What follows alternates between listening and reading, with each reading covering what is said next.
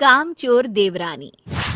एक बार की बात है, सुषमा अपने पूरे परिवार के साथ खुशी खुशी मोहन नगर में रहती थी।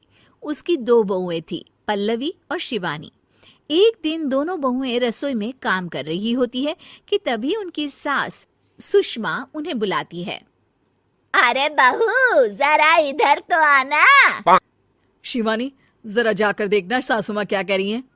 दीदी आप ही देख लो ना जाकर, आपको भी तो सुनाई दे रहा है। अरे मैं आटा गूंद रही हूँ ना, तुम चली जाओ।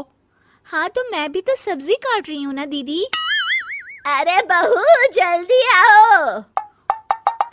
ओह, ये तो जाएगी नहीं, मैं ही जाकर देखती हूँ कि क्या करना है। पल्लवी सुषमा के कमरे में जाती है। जी मम्मी जी, क्या हुआ? शाम को घर पर कुछ मेहमान आने वाले हैं, तो तुम अच्छा सा खाना बना लेना बहू। ठीक है मम्मी जी, आप बता दीजिए क्या क्या बनाना है और कितने लोग आ रहे हैं। सुनील की मौसी जी और उनका पूरा परिवार आ रहा है। कुल मिलाकर 3 लोग और हमें मिलाकर हुए 9 लोग। तो अभी से ही तैयारी करना शुरू कर दो। और हाँ, घर की सफाई भी कर देना, हाँ अच्छे से।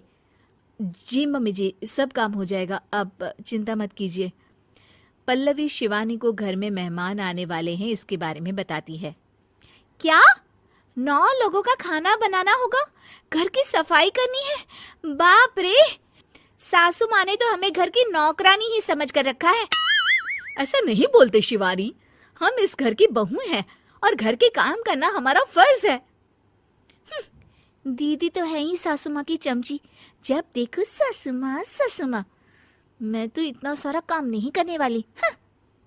शिवानी कपड़े लेकर गमला साफ कर रही होती है और चक्कर आने का नाटक करने लगती है।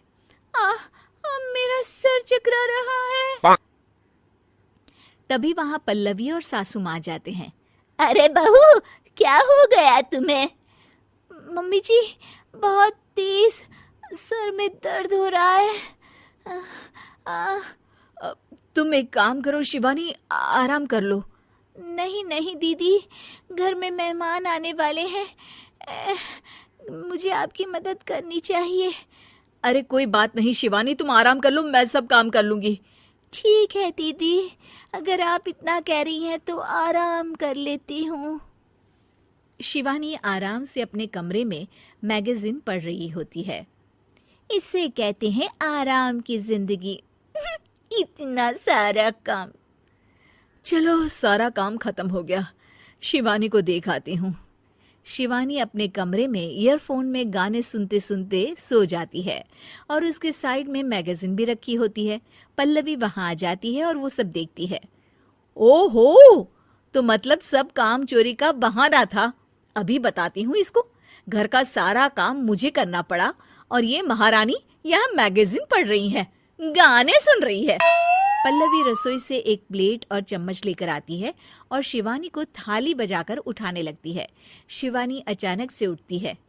उठ गई महारानी, गाने भी सुन लिए, मैगजीन भी पढ़ ली। तुम तो बहुत बड़ी झूठी निकली शिवानी। तुमने सर दर्द का बहाना बनाया ताकि काम करने से बच सको।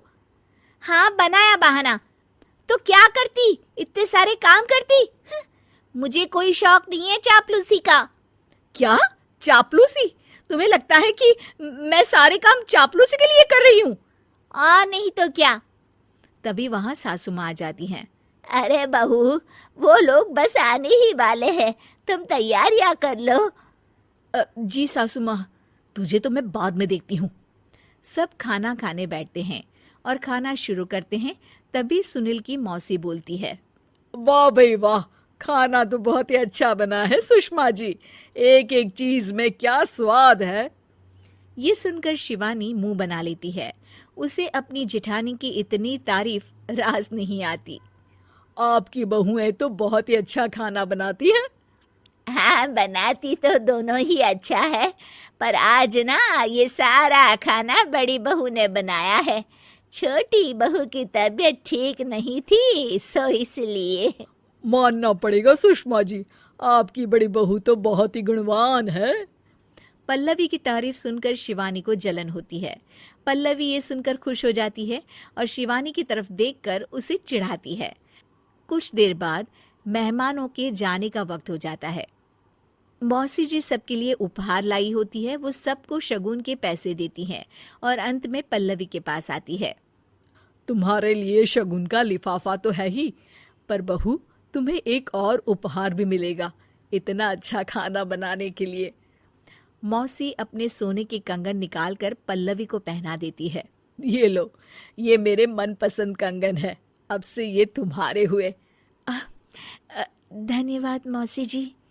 ये देखकर शिवानी तो पूरी तरह से जल जाती है और गुस्से से रसोई में चली जाती है।